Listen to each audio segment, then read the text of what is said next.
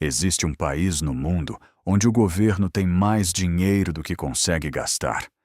Não porque o povo é pobre, não porque os políticos são corruptos, mas porque eles criaram uma regra, uma única regra.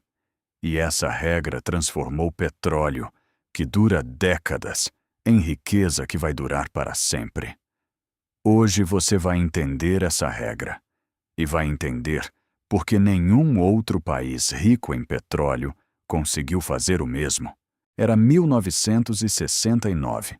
A Noruega era um país pequeno, frio, de pescadores e agricultores, com uma economia modesta, sem grandes ambições globais. Então, no fundo do Mar do Norte, a Phillips Petroleum perfurou o solo oceânico e encontrou o que ninguém esperava: petróleo, em quantidades imensas. O campo se chamava Ekofisk, e ele mudou a história de um país inteiro. De repente, a Noruega tinha em suas mãos um dos maiores campos petrolíferos descobertos no mundo naquele momento. Reservas avaliadas em bilhões de dólares. Uma riqueza que chegou do nada, sem que o país tivesse planejado para isso. E aqui começa a parte mais importante da história. Porque quando um país pobre descobre riqueza repentina, duas coisas costumam acontecer. A primeira, euforia. Todos querem gastar. Todos querem receber a sua parte. A segunda, colapso. O dinheiro que parecia infinito some e o país fica mais pobre do que antes. Isso tem até nome. Chama-se a maldição do petróleo. E a Noruega quase caiu nela. Antes de entender o que a Noruega fez certo, você precisa entender o que o resto do mundo fez de errado. Nigéria, Venezuela, Angola, Iraque. Países com enormes reservas de petróleo. Países que deveriam ser ricos. Países que hoje vivem em pobreza, instabilidade política e dependência externa. Por quê? Porque quando o dinheiro do petróleo chegou, eles gastaram tudo. Construíram infraestrutura que não conseguiram manter. Pagaram subsídios que criaram dependência. Aumentaram o funcionalismo público além do sustentável. E quando o preço do petróleo caiu, porque o preço do petróleo sempre cai em algum momento, não havia nada de reserva. Só dívidas. Isso é a maldição do petróleo. E tem um mecanismo econômico que explica por que ela acontece. Quando um país começa a exportar muito petróleo, ele recebe uma avalanche de dólares. Esses dólares encarecem a moeda local. E quando a moeda local fica cara, todos os outros produtos do país ficam caros para o mundo comprar. A agricultura para. A indústria para. O único setor que sobrevive é o petróleo. O país vai ficando dependente de um único produto. E quando esse produto falha, e ele sempre falha, não há mais nada para sustentar a economia. Os economistas chamam isso de doença holandesa. E a Noruega, nos anos 1970, viu essa ameaça bem de perto. Era o início dos anos 1990. A Noruega havia acumulado décadas de receitas do petróleo. E o governo tinha um problema que quase nenhum outro país no mundo já havia enfrentado.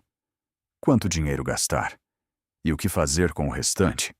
Os economistas do país foram chamados. Os debates no parlamento se alongaram por anos. E no meio de tudo isso, uma pergunta central nunca saía de cena. O que acontece quando o petróleo acabar? Em 1990, o governo norueguês tomou a decisão que mudaria tudo.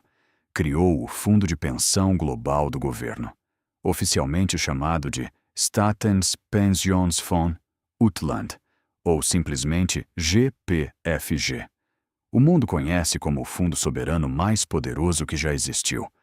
A ideia era simples, mas radical. Todo o dinheiro que o governo arrecadasse com o petróleo seria depositado nesse fundo. Não seria gasto diretamente. Não seria distribuído para a população. Não seria usado para cobrir déficit no orçamento. Seria investido. E do fundo investido, apenas uma parte poderia ser usada, definida por uma regra matemática que o governo se comprometeu a nunca violar. Essa regra tem um nome: a regra fiscal. E ela é a razão pela qual a Noruega é diferente de todos os outros países. Aqui está a regra. O governo norueguês pode gastar, por ano, no máximo o equivalente ao retorno esperado do fundo. Não o principal. Não o capital acumulado. Apenas os rendimentos. Originalmente, essa taxa foi definida em 4% ao ano.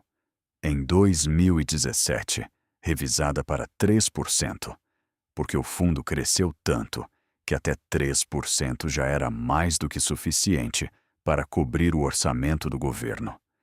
Pensa no que isso significa. Se o fundo tem US$ 1 trilhão, o governo pode gastar 30 bilhões de dólares por ano, sem tocar no capital. O fundo continua crescendo, continua rendendo, e no ano seguinte, o orçamento disponível é ainda maior.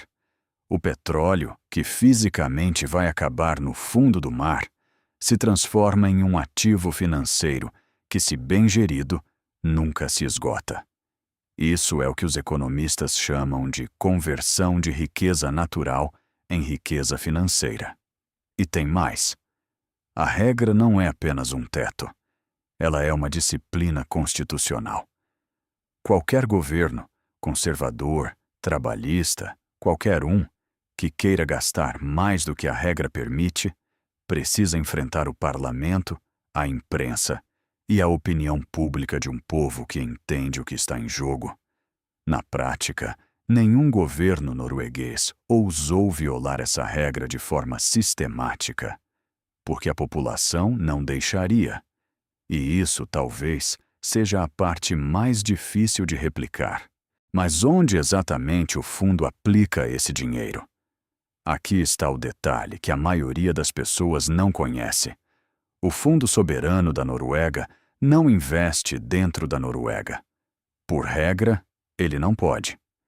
Se ele investisse no mercado doméstico, injetaria tanto dinheiro na economia local que causaria exatamente a inflação e a distorção que tentaram evitar com a doença holandesa. Então, o fundo investe no mundo inteiro, em mais de 70 países, em mais de 9.000 empresas. Você usa um iPhone? A Noruega é acionista da Apple. Você compra na Amazon? A Noruega tem uma fatia da Amazon. Você mora num imóvel? Existem propriedades em Manhattan, Paris e Tóquio que pertencem ao Fundo Soberano Norueguês. O portfólio é dividido em 3 grandes categorias: ações em bolsas de valores globais, que representam cerca de 70% do fundo; títulos de renda fixa, cerca de 27%; e imóveis físicos, os 3% restantes. Essa diversificação não é acidente, é proteção.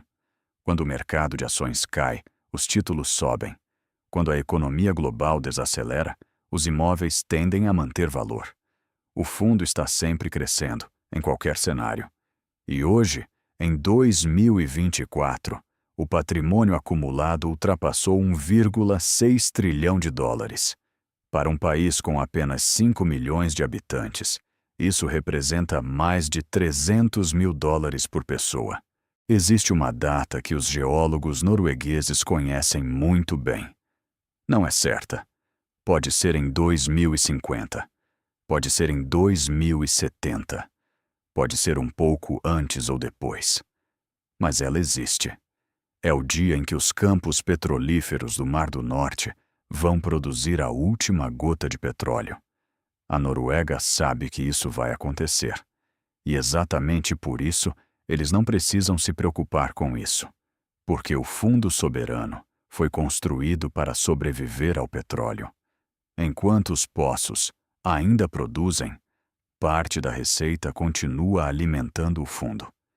Mas mesmo que o petróleo acabasse amanhã, do dia para a noite, o fundo já acumulou capital suficiente para sustentar o orçamento do governo norueguês por décadas, usando apenas os rendimentos anuais.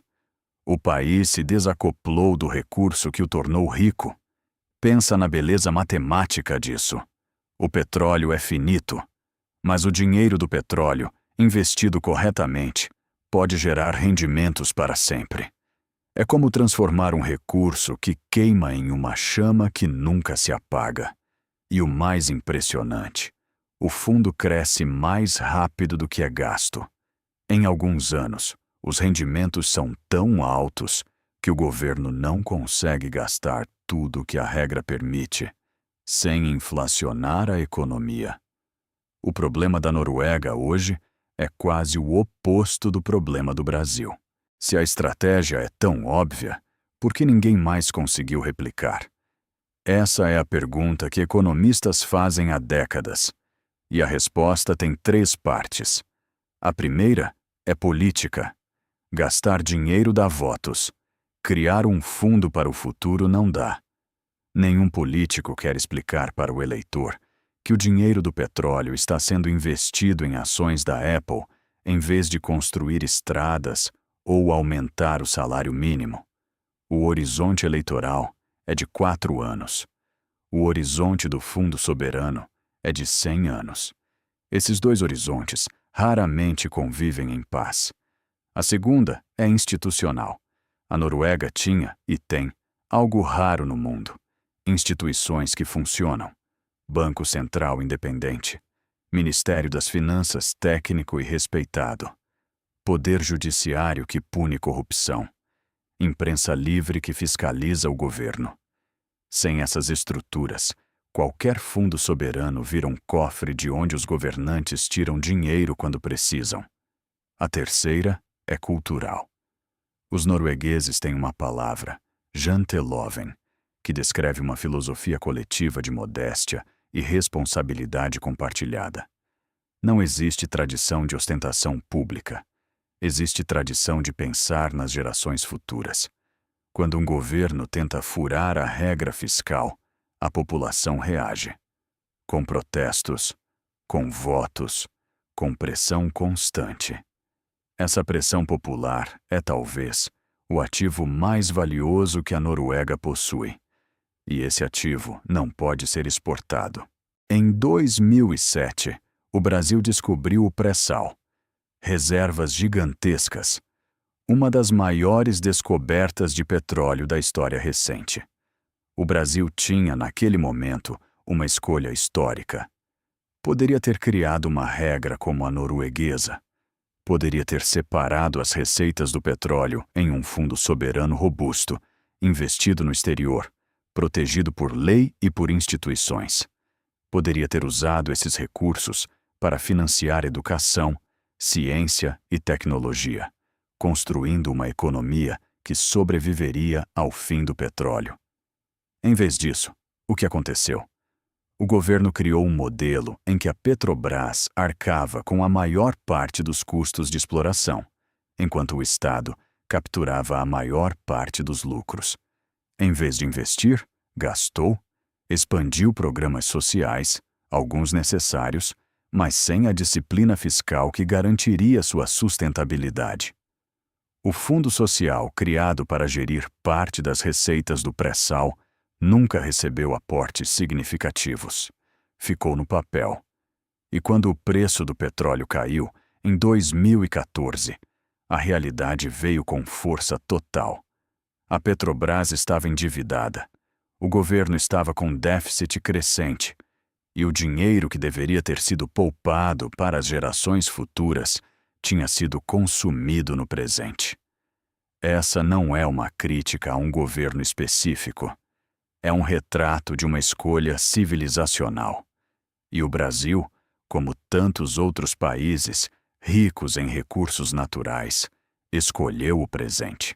A história da Noruega não é uma história sobre petróleo. É uma história sobre paciência, sobre a capacidade de um povo e de suas instituições de dizer não para o presente, em nome do futuro. A regra dos 3% parece simples, quase banal, mas implementá-la exige algo que a maioria dos países não possui: a disposição de não gastar o que você tem, mesmo quando você poderia, mesmo quando o povo está pedindo, mesmo quando a eleição está chegando, mesmo quando os aliados políticos precisam de dinheiro, mesmo quando a pressão é enorme. A Noruega criou um mecanismo que retira a decisão do campo político e coloca no campo matemático. E quando a política tenta invadir a matemática, as instituições e a população travam esse movimento. O resultado: um país de 5 milhões de pessoas, que possui mais de 1,6 trilhão de dólares em ativos globais. Um país cujo maior problema fiscal hoje é como gastar menos do que tem direito. Uma nação que transformou um recurso que vai acabar em uma riqueza que, se gerida com responsabilidade, nunca vai acabar. Isso se chama soberania financeira real. E hoje, poucas nações no mundo podem dizer que a possuem. Se você chegou até aqui, você agora entende algo que a maioria das pessoas nunca vai parar para pensar. O maior cofre do mundo não é feito de ouro. É feito de disciplina. Se esse vídeo abriu a sua mente, compartilha com alguém que precisa ver isso. E se você ainda não é inscrito no canal, agora é a hora. Nos vemos no próximo vídeo.